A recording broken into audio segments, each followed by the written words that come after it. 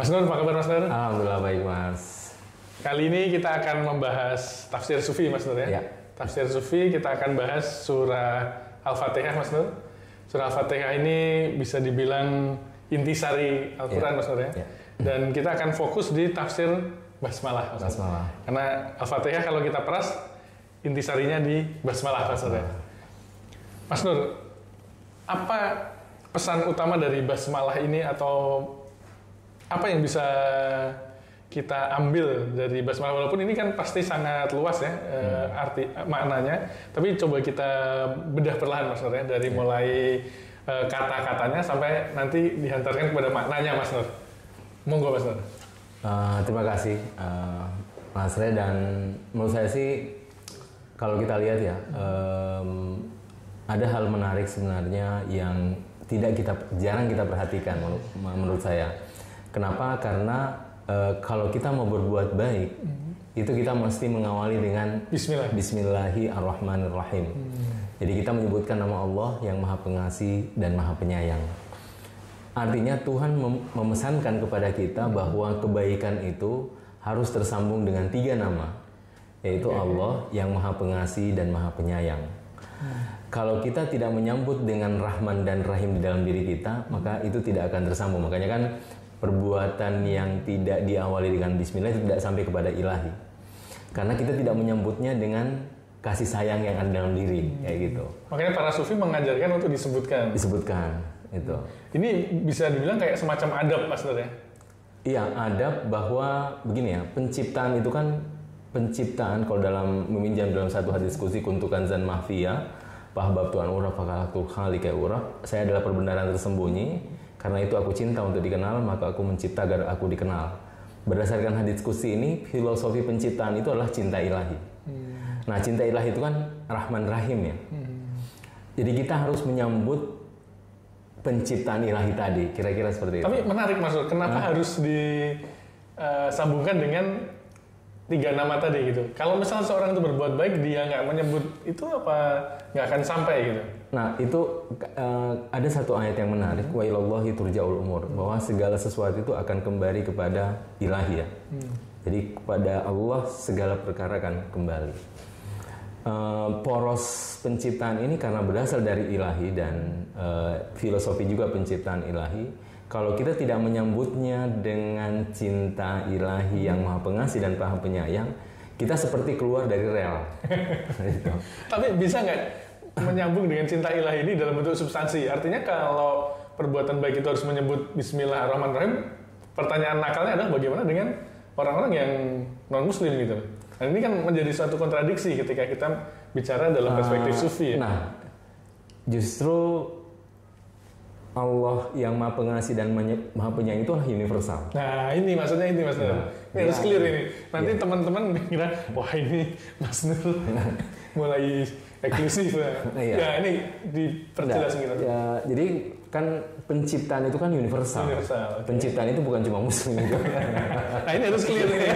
Tadi harus menyebut 3 nama, ini bisa salah persepsi. Dan semua agama pasti ada Tuhannya, dan ada sifat-sifatnya, itu kan.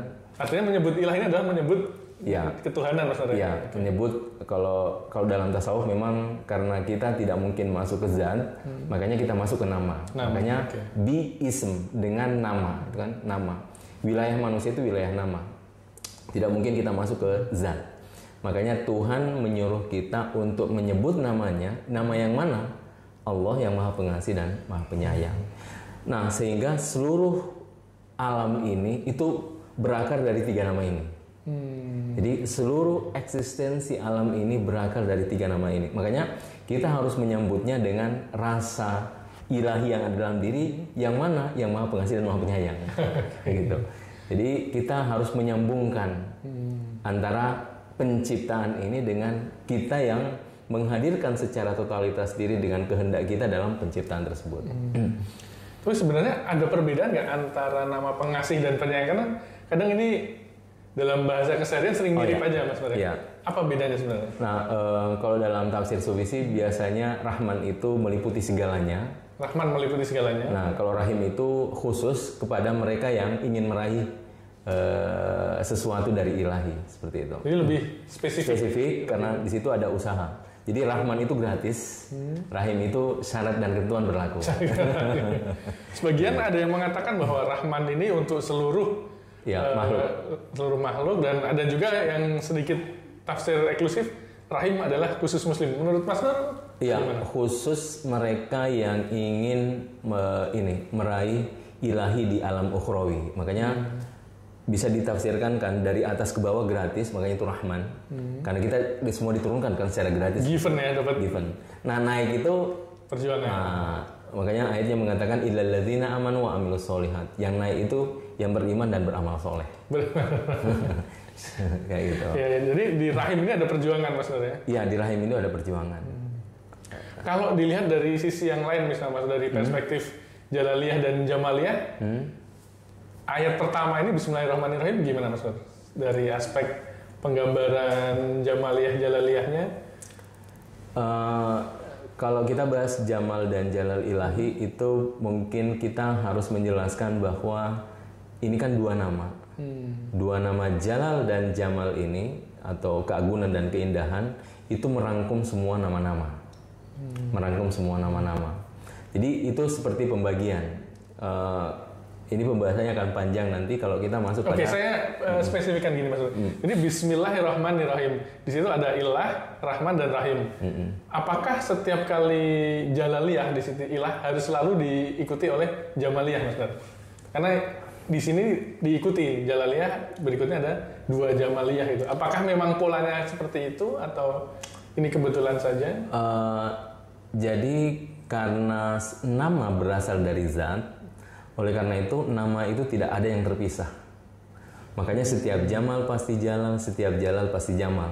Dalam keindahan ada keagungan, dalam keagungan ada keindahan. Dua nama itu tidak mungkin terpisah. Nah, cuma ketika dia bertajalli keluar, manifestasi keluar, nah di situ ada kita lihat oh yang ini Jamal, yang ini Jalal. Tapi dalam Jamal ada Jalal, dalam Jalal ada Jamal. Kenapa begitu? Karena kembali ke hakikat yang tunggal yang satu. Nah di saat itu semua Jamal dan Jalal ada di dalam hakikat zat. Seperti itu. Kalau kita konkretkan dalam kehidupan gitu maksudnya berarti tauhid di sini adalah satu ya, maksudnya dalam hal yang kita anggap di situ menurut kita murka Tuhan, sebenarnya di situ ada rahmat Tuhan juga ya. Iya, di situ dia tidak pernah terpisah. Makanya kalau kita dalam misalnya dalam ayat ya, wa fil qisosi hayatun. Dalam kisos itu adalah kehidupan. Kisos itu kematian ya, di situ Jalal. Tapi dalam kematian itu ada hayat, Jamal. Dalam Al-Quran kita tidak akan melihat keterpisahan antara dua nama tadi, Jalal dan Jamal, Jamal dan Jalal. Dia adalah satu kesatuan. Dan di sini sebenarnya ada nilai-nilai tauhid juga Mas ya? Iya, nilai tauhid, dan ini yang saya maksud bahwa tauhid itu adalah bukan sesuatu yang kita pelajari, bukan sesuatu yang kita baca, bukan sesuatu yang kita diskusikan. Tauhid adalah sesuatu yang kita temukan. Dan dirasakan. Dirasakan, temukan. Artinya dahsyat betul ya sebenarnya dari kandungan ayat pertama itu ya. Iya, itu tidak akan berhenti membahas sebenarnya, tidak akan ada batas kalau kita ingin menggali lebih jauh tentang esensi nama Tuhan yang Allah yang Maha Pengasih dan Maha Penyayang. Apalagi mulai dari ba, alif, isim dan seterusnya itu masing-masing ada pembahasannya. Ada tafsirnya. Ada tafsirnya, gitu. Kalau ini Mas Nur, secara pengalaman, ada pengalaman personal nggak yang pernah Mas Nur alami gitu dengan ayat pertama ini?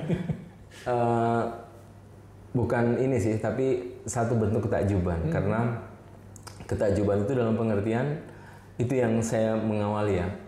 Kenapa Tuhan kok menyuruh kita mengucapkan namanya Allah Rahman Rahim ketika berbuat kebaikan? Itu menjadi satu pertanyaan sehingga memang kalau kita berbuat baik tapi kita tidak mengikutkan Rahman dan Rahim kita, itu seolah kita terputus dari realitas.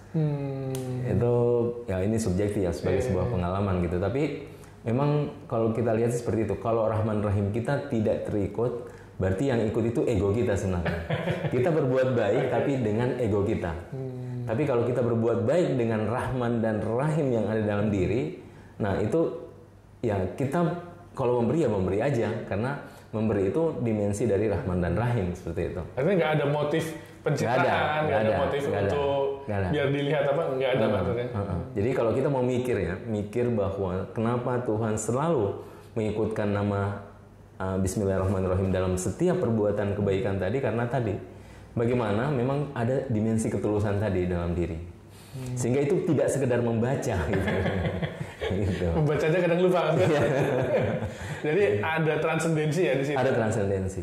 Oke. Kadang saya juga bertanya-tanya kenapa kalau dari zaman sekolah dulu ya, orang tua betul, gitu kan, betul. Jangan lupa baca Bismillah gitu. Ya, tapi nggak dijelasin kenapa sih harus begitu. Nah ini malam ini Mas Nur mengupasnya dengan sangat menarik Mas Nur ya. Ternyata ada kewajiban, bukan kewajiban, kebutuhan gitu ya, kebutuhan untuk mengkaitkan dengan ilahi ya.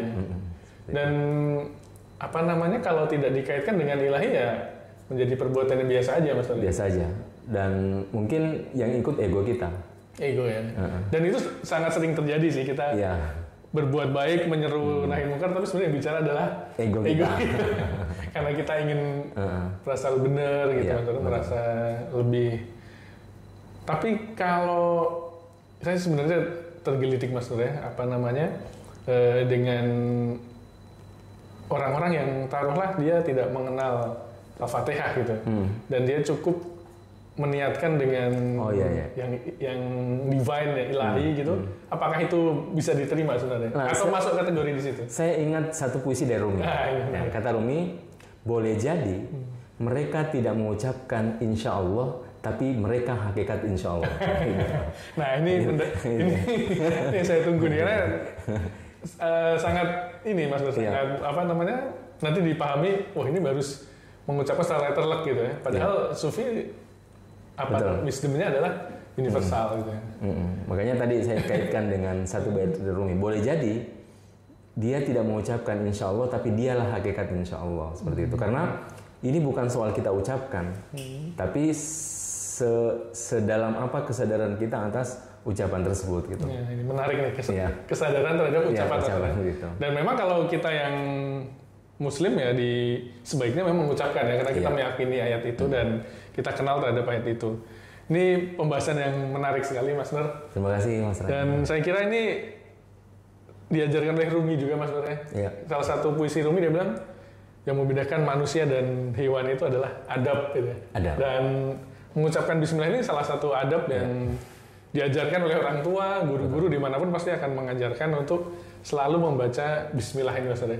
Terima kasih atas uraian bismillah yang luar biasa nih Mas Nur. Nanti kita ketemu dalam tafsir sufi yang lain, ayat lain, dan juga tentang pemikiran Maulana Rumi yang lain. Kalau ada yang ingin berkomentar boleh Mas Nur ya. Terima kasih Mas Nur. Sama-sama Mas.